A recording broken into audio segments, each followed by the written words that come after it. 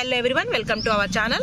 Friends, ఈ bucket గుర్తుపట్టారా? ఈ పెరుగు బకెట్ అప్పటికప్పుడు మొక్కలు నాటే విధానంలో మనం ఏం చేసామంటే అడుగున ఎండుటాకులు, మట్టి, అలాగే కిచెన్ కంపోస్టు ఇలా మనం ఒకదాని తర్వాత ఒకటి వేసుకొచ్చి పైకి వచ్చే వరకు ఏం చేసాం, మనం కొంచెం కంప్లీట్ అయినటువంటి కంపోస్టు మళ్ళీ మట్టిని వేసేసి పెరుగు తోటకూర విత్తనాలు మన గార్డెన్లో ఆల్రెడీ మనకి ముదిరిపోయిన మొక్కలు ఉంటాయి కదండి, సీడ్స్ వచ్చినవి, అవి చల్లాము అప్పటికప్పుడు.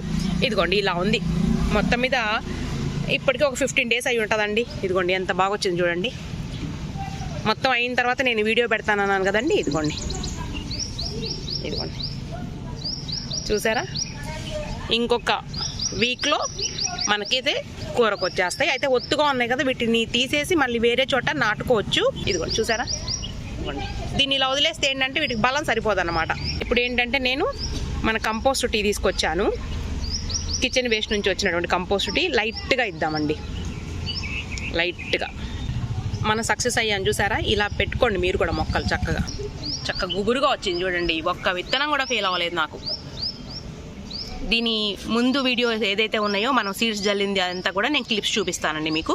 ఇవిగోండి నేను ఎలా పెట్టాను అనేది జస్ట్ చిన్న క్లిప్స్ అయితే ఇలా చూపిస్తున్నానండి. పార్ట్ 1 వీడియోలో మొత్తం ఉంటుందండి. ఇది పార్ట్ 2 వీడియో. ఇలా ఎండుటాకులు, కిచెన్ వేస్ట్, అట్లాగే మన గార్డెన్లో పనికిరానటువంటి అంటే ఎండిపోయినటువంటి ఆకులు అవన్నీ కూడా వేసేసి నేను దాని మీద మట్టి కప్పేసేసి పెరుగు తోటకూర విత్తనాలు మన గార్డెన్లో ఉన్నాయే తీసేసి నేను చల్లానండి. తర్వాత దాని మీద మనం కిచెన్ వేస్ట్ కంపోస్ట్ ఉంటుంది కదండి, కిచెన్ వేస్ట్తో చేసినటువంటి కిచెన్ కంపోస్ట్ అది కూడా జల్లాను. ఇదిగోండి పెరుగు తోటకూర సీడ్స్ ఇప్పటికిప్పుడే నేను కోసుకొచ్చేసి అలా వేసానండి. దానిపైన మామూలుగా మన గ్రౌండ్ సాయిల్ వేసేసిన తర్వాత ఇది కిచెన్ వేస్ట్ కంపోస్ట్ అండి. ఇది మొత్తం వేసేసి చక్కగా సర్దేసి దీని మీద నీళ్లు చక్కగా చిలకరించేయాలి. మొత్తం లోపల సర్దుకుంటుందండి. ఇదిగోండి వాటరింగ్ అయితే బాగానే చేయాలి. ఇదిగోండి దీన్ని ఇక పక్కన పెట్టేశాను. ఇప్పుడు మనకి 6th డే చూపిస్తున్నానండి ఈ వీడియో. ఇదిగోండి హోల్స్ పెట్టానండి ఒక బాటిల్కి. ఇలా నీళ్ళు ఇస్తున్నాను. ఆ గ్యాప్స్ కూడా ఫిల్అప్ అయిపోతాయండి. లైట్గా వస్తున్నాయండి ఇప్పుడే.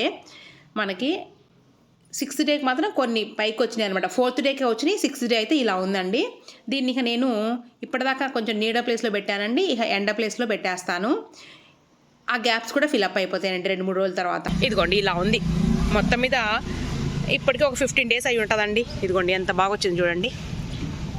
మొత్తం అయిన తర్వాత నేను వీడియో పెడతానన్నాను కదండి. ఇదిగోండి మీకు. Okay, thank you friends.